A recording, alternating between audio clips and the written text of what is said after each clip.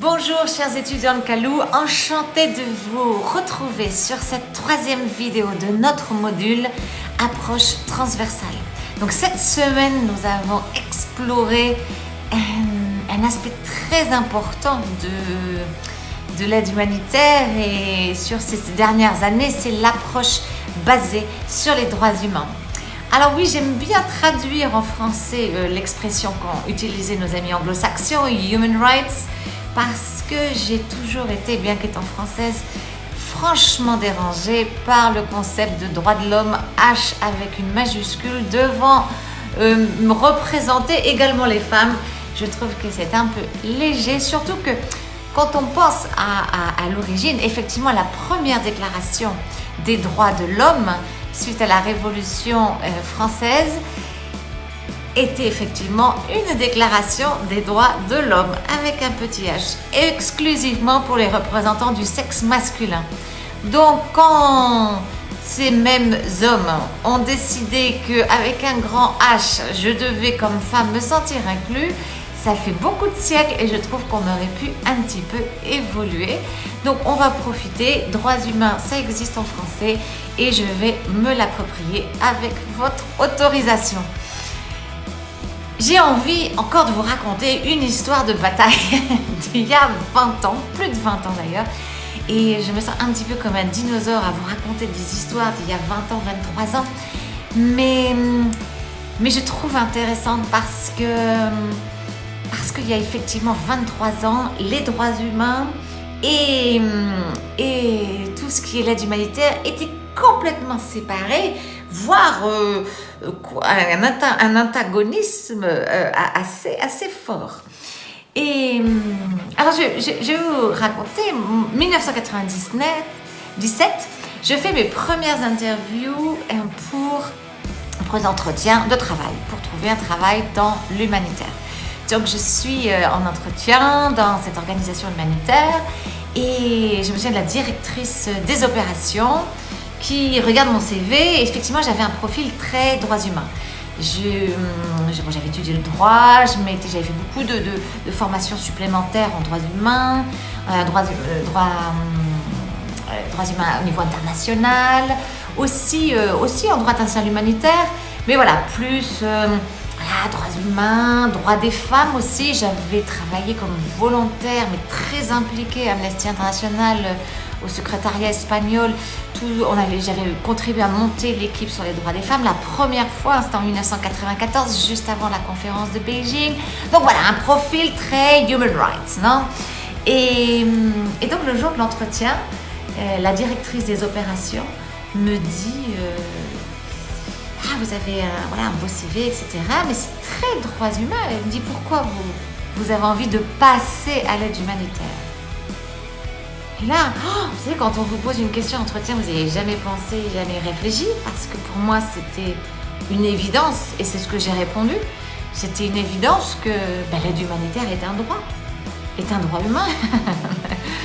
Et donc voilà, je lui réponds ça, on en discute, elle était très très d'accord avec moi, elle a beaucoup aimé ma réponse. Et la spontanéité de ma réponse, c'était vraiment quelque chose qui venait du cœur, c'était pas du tout quelque chose de réfléchi. Et quand du coup j'ai commencé dans l'aide humanitaire, j'ai commencé à en comprendre les dimensions, j'ai vu qu'effectivement ça n'avait rien d'anodin comme question, parce que c'était vraiment une époque où c'était deux champs complètement différents. Et je me souviens, je ne sais pas si on a, je crois pas qu'on a là sur cette génération d'étudiants Kalou, des étudiants du Zimbabwe, mais là je voudrais vous partager au Zimbabwe. J'y étais en 2002, donc il y avait eu l'année précédente une réforme agraire très très très très transformatrice qui avait amené une catastrophe. Le Zimbabwe est passé d'être le grenier à blé de l'Afrique à tomber dans la famine. Ça a été assez terrible. Moi, je suis arrivée, je travaillais avec Oxfam. Oxfam avait une très grande capacité à cette époque-ci, peut-être encore, mais au moins à cette époque-ci, quand j'ai travaillé, à anticiper les crises.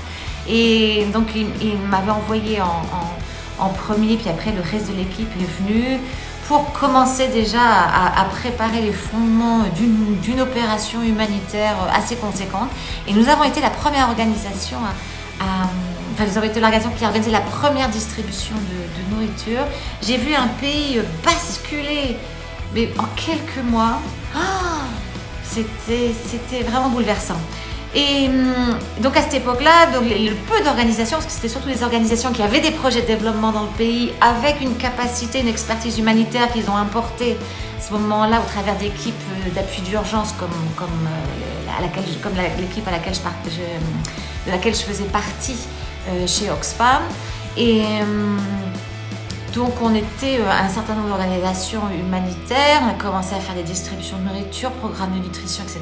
Et on avait des organisations de droits humains très, très connues qui nous faisaient d'immenses reproches en disant qu'à partir du moment où on nourrissait les populations, on enlevait le mécanisme qui allait faire que les populations allaient grogner et allaient se plaindre de leur gouvernement et éventuellement renverser un gouvernement qui ne respectait pas leurs droits et qui les avait effectivement mis dans la situation dans laquelle ils étaient. Et donc nous, comment je vais laisser une population mourir de faim?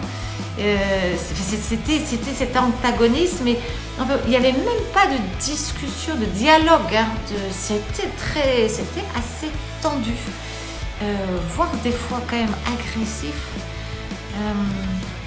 Et donc, de nouveau, chapeau aux organisations anglo-saxonnes qui sont celles qui nous ont amené cette approche basée sur les droits humains.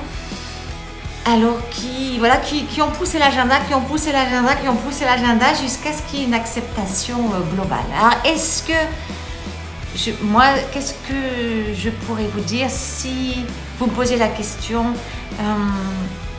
est-ce que ça a vraiment changé quelque chose dans la façon dont on délivre l'aide humanitaire, dont on la pense, dont on la réfléchit? J'ai envie de dire oui et non. Et je vais commencer par le non. Le non, ça serait bon. Est-ce que là, depuis l'extérieur, je regarde les projets humanitaires et je vous dis, voilà, grosse différence, comme ça, non.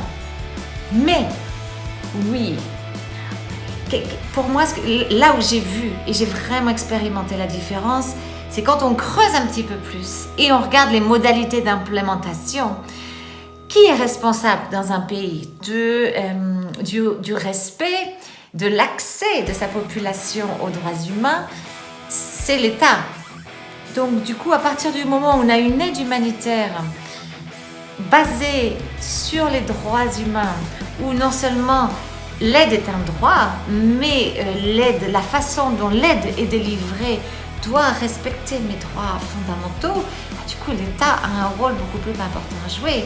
Parce que si c'est juste sur les besoins, on peut dire, voilà, un humanitaire de besoin, l'État ou les autorités locales disent, moi je n'ai pas les ressources, donc allez-y, vous, organisation humanitaire, faites votre boulot, couvrez les besoins, parce que vous avez les ressources que je n'ai pas. Ok. Maintenant, si là on parle d'une aide humanitaire basée sur les droits, et même si les autorités locales, les autorités nationales n'ont pas les besoins, elles ont l'autorité, la responsabilité, le devoir d'assurer l'accès et le respect des droits de leur population. Donc là, qu'est-ce qui se passe? Obligation pour les organisations humanitaires d'aller collaborer, chercher le partenariat et l'implication des autorités, et l'impossibilité pour les autorités de se défaire du fardeau. Sur les organisations, dire non, moi je ne peux pas gérer cette situation, je n'ai pas les ressources. Non, il va falloir s'impliquer. Pas les ressources, ça c'est une chose. Les autres peuvent amener les ressources, mais vous devez être là comme garant des droits de votre population. Donc ça c'est important. Je reste aussi intimement convaincue que quand on apporte une aide où on voit la personne juste dans le besoin, parce que bon, l'approche sur les droits, bien sûr qu'on regarde les besoins, enfin on fait encore des évaluations de besoins pour aller, heureusement, parce que sinon il faut que notre aide humanitaire soit adaptée aux besoins des personnes. mais depuis la perception, la vision de ces personnes. Et là, on revient aux lunettes, toute cette histoire d'approche transversale, cette histoire avec quelles lunettes je regarde les populations avec lesquelles je travaille. Et les populations avec lesquelles je travaille, c'est une population qui a des droits. Et il y a eu un exemple sur le forum, je crois en anglais, là, de Kalou, très intéressante. Cette personne travaille pour une organisation internationale, ils ont un projet, ils ont un budget pour ça, et ils s'occupent de la crise donc dans ce domaine-là. Pof, une crise sanitaire, je ne sais plus quelle maladie commence à se développer, etc. Ça devient énorme. Les gens, les communautés commencent à demander à l'organisation internationale, s'il vous plaît, aidez-nous, parce que voilà, on a besoin d'aide. L'organisation dit, mais nous, on n'a pas les fonds pour ça, ni le mandat, ni les experts, etc. Et bien, la chef de projet, donc, qui est maintenant étudiante de Kalou, qui était sur ce projet qui n'avait rien à voir avec la crise sanitaire, est allée voir les autorités, leur dire, écoutez, dans les communautés où je suis en train de travailler, cette crise sanitaire s'est déclarée et les gens ont besoin d'aide. Moi, je ne peux pas donner cette aide. Donc, de nouveau, je n'ai pas les ressources, mais nous avons une obligation. Et moi, comme je travaille dans ces communautés, même si je ne suis pas l'État, même si je suis une organisation qui est extérieure à ce pays, j'ai l'obligation éthique, morale et je dirais globale de mobiliser les personnes, d'aller vers les organisations, etc., pour qu'on puisse couvrir les besoins de ces populations depuis une perspective qu'elles ont le droit le plus légitime. Ok. Donc, ça c'est une grande différence. Et vous savez combien je tiens à c'est une des choses pour moi tellement essentielles, la dignité, comme la façon dont on respecte, dont on honore, dont on restaure la dignité des personnes qui ont tout perdu ou qui ont perdu énormément, qui n'ont peut-être jamais dû. Et toutes ces personnes avec lesquelles on travaille, toutes ces personnes à qui l'on doit rendre des comptes. Et souvent les comptes, c'est les comptes de comment moi je vais me regarder comme travailleuse humanitaire dans le miroir et me dire j'ai fait tout ce qui était possible pour honorer ces personnes dans toutes leurs dimensions d'être humain avec des droits et avec des besoins. Merci beaucoup de votre participation tellement riche, tellement enthousiaste, de cet esprit humanitaire qui fait du bien et dont le monde a vraiment besoin de plus en plus. Donc, je vous retrouve cette semaine là, sur le forum par écrit, un sujet vraiment encore très intéressant. Les enfants et la jeunesse, comment les implique-t-on? Comment prend-on en compte leurs besoins, leurs droits dans nos projets humanitaires? Et là, on a aussi plein de choses à dire sur cette crise Covid. Donc vraiment intéressant, j'ai hâte de vous lire à ce sujet-là et d'interagir avec vous.